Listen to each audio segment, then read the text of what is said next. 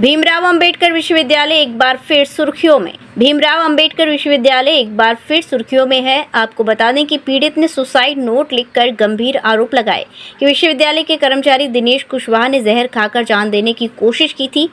पीड़ित पिछले 2 साल से दक्षिण विधानसभा के विधायक एवं शिक्षा मंत्री योगेंद्र उपाध्याय के यहाँ माली का कार्यकर्ता था। 1.5 महीने पहले पीड़ित ने विश्वविद्यालय के अधिकारियों को अपनी पीड़ा से अवगत कराया, लेकिन अधिकारियों ने कोई संज्ञान नहीं लिया। पीड़ित दिनेश कुशवाहा ने शिक्षा मंत्री और उनके बेटे द्वारा प्रताड़ित किए जाने से परेशान होकर विषैला पदार्थ खाकर अपनी जान देने की कोशिश की। पीड़ित को आगरा के जीजी नर्सिंग होम में भर्ती कराया गया, जहां डॉक्टरों ने इलाज के बाद उसकी जान बचाई। पीड़ित की पत्नी ने शिक्षा मंत्री व उनके बेटे पर आरोप लगाया है। वहीं विश्वविद्यालय की कुलपति ने किसी भी तरह की जानकारी होने से मना किया है। अब सवाल ये उठता है कि विश्वविद्यालय में कार्यरत कर्मचारी क्यों 2 साल से शिक्षा मंत्री के यहाँ कार्य कर रहा था? किसके आदेश से कुलपति ने किसी भी तरह की जानकारी होने से साफ मना कर दिया है? पीड़ित दिनेश कुशवाहा को न्याय दिलाने के लिए छात्र संगठन सपा और कांग्रेस पार्टी के पदाधिकारियों ने एक संयुक्त प्रेस वार्ता का आयोजन किया। और छात्र नेता एनएसआई आगरा विश्वविद्यालय। कल एक हमारे शहर में एक दुखद घटना हुई है। डॉक्टर भीमराव अंबेडकर विश्वविद्यालय के कर्मचारी दिनेश कुशवाहा जी ने आत्महत्या का रास्ता अपनाया। काफी दुखद होता है जब कोई इस अंजाम पर पहुंचता है। कितनी पीड़ा होती होगी, कितने वो सहन करता हो, तब जाके यह कदम उठाता है। उन्होंने जैसा कि आरोप लगाया कि विश्वविद्यालय में उन्होंने गुहार भी लगाई कि उनको मंत्री जी के अटैच किया गया था। उन्होंने डिप्टी रजिस्ट्रार पवन कुमार जी से भी निवेदन किया था, लेकिन पवन कुमार जी ने उससे पल्ला झाड़ दिया। जब पवन कुमार जी ने कहा कि मैं कुछ नहीं कर सकता, तो उन्होंने सबसे पहली बात उच्च अधिकारियों को इस मामले से अवगत क्यों नहीं कराया, जिस कारण से पीड़ित कर्मचारी को यह कदम उठाना पड़ा आत्महत्या का। दूसरा बिंदु, 24 घंटे होने के बावजूद भी अभी तक विश्वविद्यालय प्रशासन ने अपने कर्मचारी के द्वारा किए गए आत्महत्या के प्रयास के लिए एफआईआर क्यों नहीं कराई। तीसरा बिंदु यह है कि किसके आदेश पर एक विश्वविद्यालय का कर्मचारी माननीय मंत्री जी के यहाँ अटैच हुआ, इसका जांच होनी चाहिए। और वहीं एक विश्वविद्यालय ने जांच कमेटी बनाई है जिसमें उनके ही विश्वविद्यालय के प्रोफेसर हैं, जिसमें सीधी सी बात है कि उसमें पक्षपात हो सकता है। इसलिए हमारी मांग है कि उसमें न्यायिक अधिकारी शामिल हो और समस्त छात्र संगठन का एक एक प्रतिनिधि के रूप में उस जांच कमेटी में शामिल हो। चौथा बिंदु कि अभी तक एक भी उच्च अधिकारी विश्वविद्यालय का उस पीड़ित कर्मचारी को देखने नहीं पहुंचा है। आखिर क्या दबाव है, क्यों डरे हुए हैं विश्वविद्यालय के कुलपति महोदय और रजिस्ट्रार और परीक्षा नियंत्रक जो भी उच्च अधिकारी अभी तक क्यों नहीं देखने गए? तो हमारी यही मांग है कि जल्द से जल्द एफआईआर दर्ज हो और पीड़ित कर्मचारी के साथ हम खड़े हैं और खड़े रहेंगे। पीड़ित को कितने टाइम से ताड़ना मिलने की, किस तरह से पीड़ित कर रहे हैं, उन्होंने आत्महत्या करने के लिए कदम उठाया? पीड़ित के द्वारा एक सुसाइड लेटर भी जारी किया गया था। वो तो परिजनों के सूझबूझ से और डॉक्टरों के प्रयास से उसकी जान बच गई, वरना उसने कदम तो अपनी आत्महत्या को उठा चुके थे। वो तो ईश्वर की सीधी नजर थी, वह बच गया। उसमें सीधा सुसाइड लेटर में लिखा हुआ है कि मैं 1 से 1.5 महीने से लगातार प्रताड़ित हो रहा हूँ, जिसकी शिकायत मैंने डीआर पवन कुमार जी से करी। पवन कुमार जी ने पल्ला झाड़ दिया। तो पहले दोषी तो इसमें पवन कुमार जी भी है। दूसरे, इसकी जांच हो तो जो भी दोषी हो उन पर कार्रवाई हो, मुकदमा हो, उन्हें जेल में भेजा जाए। कौन सा मंत्री, उनका क्या नाम है? साहब उसमें लिखा हुआ है, योगेंद्र उपाध्याय जी का नाम उसमें सुसाइड लेटर में है।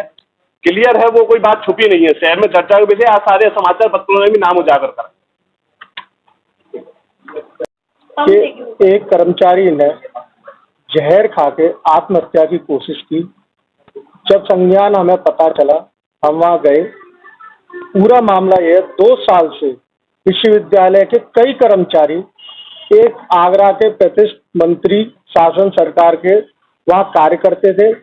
हमारा विश्वविद्यालय के अधिकारियों से ये पूछना है कि विश्वविद्यालय का परमानेंट कर्मचारी 2 साल से मंत्री के निजी आवास पर क्यों कार्य करता था, और उन्होंने क्लियर उसके परिवार ने परेशानी पीड़िता करने की आत्मदाह की कोशिश करी, जिसका सुसाइड नोट कल मीडिया में वायरल हुआ। हमारा केवल एक ही मांग है कि जो दोषी हैं उनके खिलाफ कार्रवाई हो और विश्वविद्यालय के अधिकारी जिस तरह कर्मचारियों को काम करने भेजते हैं तो खुद इनको जाके झाड़ू पोंछा करना चाहिए। कुलपति मैडम जो कह रही हैं कि मुझे संज्ञान में नहीं है, क्या विश्वविद्यालय के कर्मचारी 2 साल से सैलरी नहीं जा रही थी उसके अकाउंट में? जब उनके अपने कर्मचारियों को ध्यान में नहीं है तो वो विश्वविद्यालय क्या चला रही हैं?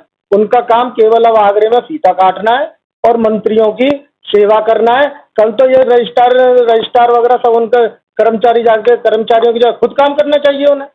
झाड़ू पोंछा रजिस्ट्रार करे, एआर करे और कुलपति मैडम करे। तो हमारी यही मांग है और इसमें कुलपति मैडम ने एक जांच कमेटी बनाई है। जो एक जांच कमेटी केवल कुछ प्रोफेसरों की है, वो सब उसी के एक षड्यंत्र है। हम चाहते हैं एक न्याय जांच कमेटी बाहर की बने, जिसमें एक रिटायर्ड उच्च अधिकारी उसमें होना चाहिए जो सही जांच इस मामले की कर सके। अगर न्याय नहीं मिला तो आगे आप लोग क्या करेंगे? हम लोग इसकी राज्यपाल को भी लिखेंगे, मुख्यमंत्री को भी लिखेंगे कि एक सरकारी कर्मचारी जब मंत्री और शासन के मंत्रियों के जब काम कर रहे हैं, ऐसे कितने कर्मचारी कहाँ कितने काम कर रहे होंगे आवासों में, इसका तो कुछ अब पता ही नहीं है। इससे पहले और भी मामला आया था, इससे पहले भी ऐसा कोई मामला नहीं आया, लेकिन उस पीड़ित ने, उसकी वाइफ ने कहा है कि मैंने करीब 1 महीने से विश्वविद्यालय अधिकारियों के मैं चक्कर लगा रही थी कि मैं बहुत परेशान है। मेरे हस्बैंड सेकेंड सैटरडे संडे की छुट्टी के बावजूद उनको काम के लिए वहाँ पे बुलाया जाता था। आप दोनों विपक्षी दलों में शामिल हैं, इंडिया गठबंधन के लोग हैं, ऐसे में अभी तक एफआईआर दर्ज नहीं हुई है, सुसाइड नोट सामने आ गया, पीड़ित एडमिट है, या पुलिस विभाग से भी कोई कार्रवाई करवाएंगे? आज हम लोगों ने ये प्रेस कॉन्फ्रेंस करी है, कल एसडीएम साहब के बयान हुए हैं। अगर इसमें मुकदमा दर्ज नहीं होता है तो कल हम कमिश्नर साहब के यहाँ भी मिलेंगे और डीएम साहब के मिलेंगे और सबके साथ मिलके इसमें न्यायिक जांच की मांग करेंगे। एसडीएम ने आपको क्या आश्वासन दिया हुआ है?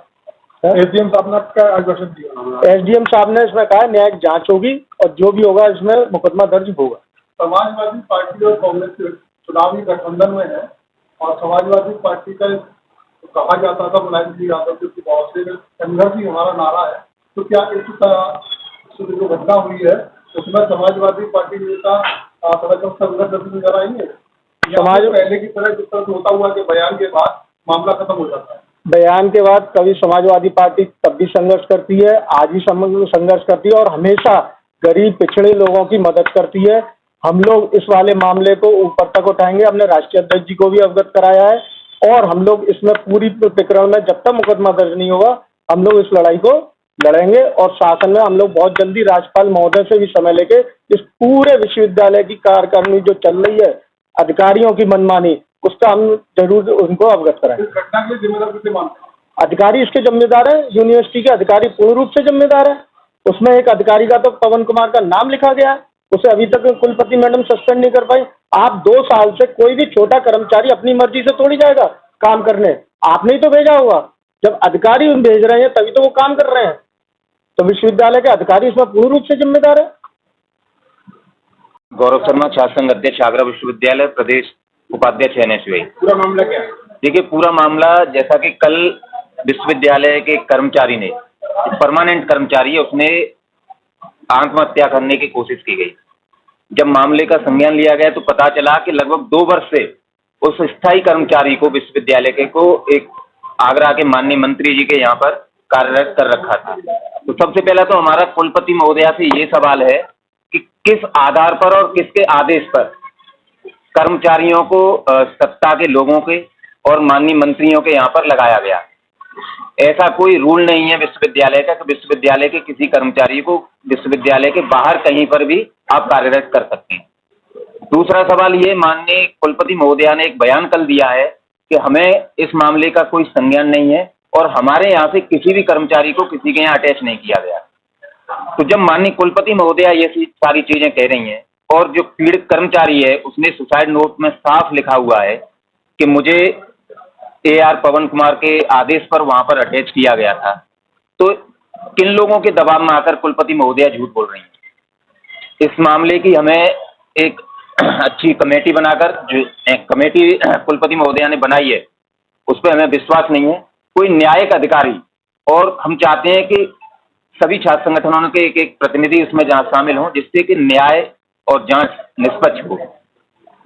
तीसरी चीज ये कि कुलपति महोदया कह रही है कि हमने किसी को नहीं लगाया, तो उस कर्मचारी की अटेंडेंस कहाँ पर लगाई जा रही थी 2 साल से? ये बहुत बड़ा मामला है। अगर अटेंडेंस उसकी विश्वविद्यालय में लगाई जा रही थी तो वो वहां पर कार्य कैसे कर रहा था, और अगर उसकी अटेंडेंस विश्वविद्यालय में नहीं लगाई जा रही थी, तो क्या उसकी सैलरी 2 साल से विश्वविद्यालय उसको दे रहा था? यह जांच का विषय है। और जब तक सब इन सारे मुद्दों पर जांच जल्दी से जल्दी नहीं हो जाती और न्याय नहीं मिल जाता, हम लोग इस प्रक्रिया को जारी रखेंगे और माननीय मुख्यमंत्री महोदय और राज्यपाल महोदया से ये मांग करेंगे पत्र द्वारा भेजकर कि ऐसे विश्वविद्यालय के कर्मचारियों को जो विश्वविद्यालय को गर्त में ले जाने का काम कर रहे हैं, तत्काल प्रभाव से बर्खास्त किया जाए। वधू सूट और साड़ी एक ऐसा शोरूम जहां मिलते हैं आपको बेहतरीन डिजाइनर कपड़े जो चर्चित हैं।